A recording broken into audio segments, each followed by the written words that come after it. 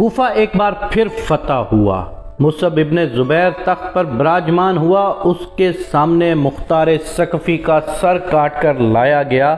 اس نے فرمان جاری کیا کہ جشن مناؤ، دشمن اسلام مارا گیا۔ دربار میں بیٹھا ایک بوڑھا مسکرا دیا۔ مصعب نے دریافت کیا، کیوں ہنستا ہے بڈھے؟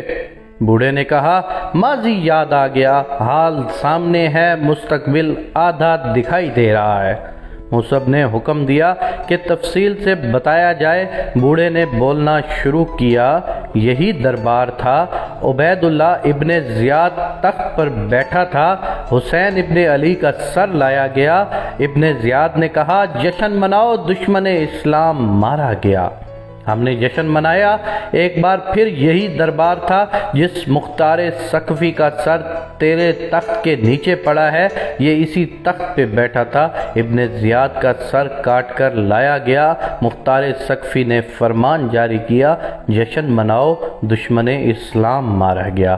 ہم نے جشن منایا۔ آج وہی دربار ہے، تو تخت نشین ہے، مختار ثقفی کا سر لایا گیا ہے، تیرا حکم ہے جشن مناؤ، دشمن اسلام مارا گیا۔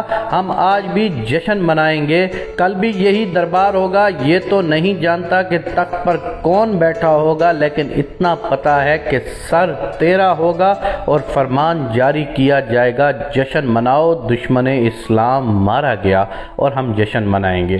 بوڑھے کی پیشن گوئی کے عین مطابق کوفہ کے دربار میں عبد المالک بن مروان کے سامنے مصعب بن زبیر کا سر پیش کیا گیا اور اس نے جشن منانے کا حکم دیا۔ کسی نے بوڑھے کی بات کا عبد المالک بن مروان کے سامنے ذکر کیا تو عبد المالک بن مروان نے فوراً دربار کی عمارت کو گرانے اور دربار کو کوفہ کے کسی اور علاقے میں تعمیر کرنے کا حکم دیا۔ مجھے سیاست کی سمجھ تو نہیں ہے، نہ مجھے اتنا پتا ہے کہ سیاسی ایوانوں میں کیا ہوتا ہے، عدلیہ کے فیصلے کس طرح ہوتے ہیں، اسٹیبلشمنٹ کیا کردار ادا کرتی ہے، مجھے کچھ نہیں پتا۔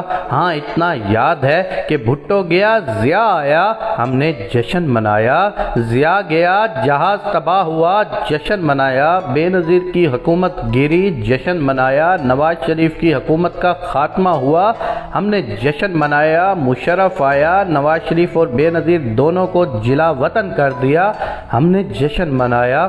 دونوں واپس آ گئے، ہم نے جشن منایا۔ مشرف گیا، ہم نے جشن منایا۔ گیلانی حکومت ختم ہوئی، ہم نے جشن منایا۔ نواز شریف حکومت ختم ہوئی، جشن منایا۔ اب ایک بار پھر ہم جشن منا رہے ہیں، اب اگلا جشن بھی ہوگا۔ سب کو معلوم ہے اگلی بار سر کس کا ہوگا، لیکن یہ پتہ نہیں کب اور کیوں۔ تو کیا ہم بحیثیت ایک قوم، چاہے کسی بھی سیاسی جماعت سے تعلق رکھتے ہوں، صرف جشن مناتے رہیں گے؟